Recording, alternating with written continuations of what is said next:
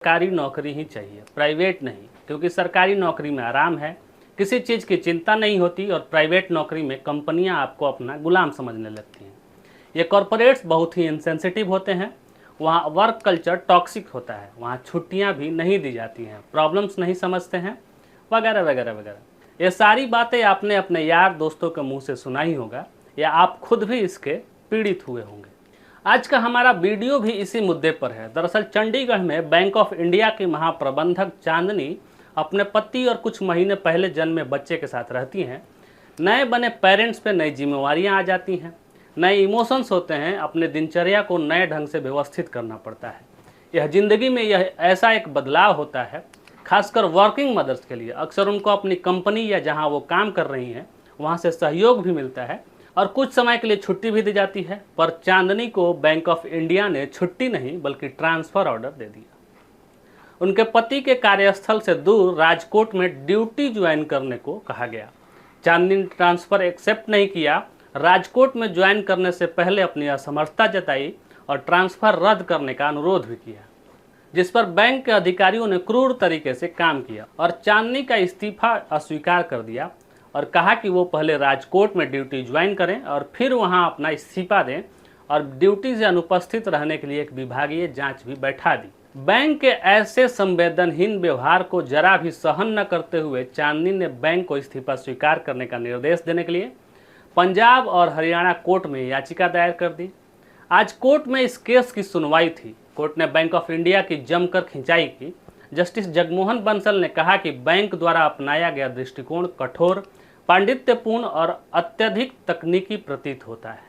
ऐसा प्रतीत होता है कि अधिकारियों ने बहुत ही यांत्रिक और क्रूर तरीके से काम किया है। इस मामले से निपटने वाले अधिकारियों का आचरण अच्छा होना चाहिए। प्रतिवादी बैंक को उस तरह से व्यवहार नहीं करना चाहिए जिस तरह से उन्होंने कुछ महीनों के बच्चे वाली विवाहित महिला के साथ व्यवहार किया, क्योंकि उसके लिए राजकोट में शामिल होना असंभव था। उत्तरदाताओं का यह रुख कि याचिकाकर्ता को इस्तीफा दाखिल करने से राजकोट में ड्यूटी ज्वाइन करना आवश्यक है, पूरी तरह से निराधार है, जबकि इसे मुख्य कार्यालय द्वारा स्वीकार किया जा सकता है। चांदनी के वकील रमेश कुमार ने कोर्ट में अपना तर्क पेश करते हुए कहा कि चांदनी के खराब स्वास्थ्य और कुछ महीनों का बच्चा होने के कारण वह राजकोट में शामिल नहीं हो सकी और बार बार प्रतिवादियों से ट्रांसफ़र आदेश रद्द करने का अनुरोध भी किया। ट्रांसफ़र पॉलिसी के पैरा 2.5 के अनुसार विवाहित महिला को पति के कार्यस्थल पर या उसके आसपास ही रखा जाना चाहिए। वहीं दूसरी तरफ बैंक के वकील RN लोहान और अनस अहमद ने दलील पेश किया कि याचिकाकर्ता चांदनी ने राजकोट में इस्तीफा जमा नहीं किया है, इसलिए उसका इस्तीफा स्वीकार नहीं किया जा सकता, जिस पर कोर्ट ने विचार करते हुए कहा कि यह निर्विवाद तथ्य है कि प्रतिवादी बैंक राष्ट्रीयकृत बैंक है जिसकी देश भर में शाखाएं हैं। ऐसा मामला नहीं है कि याचिकाकर्ता को एक विभाग से दूसरे विभाग में ट्रांसफर कर दिया गया है।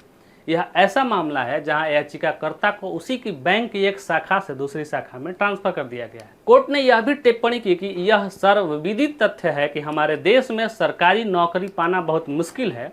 ऐसे में स्वीकार नहीं किया जा सकता कि कोई अपनी मर्जी से इस्तीफा दे रहा है।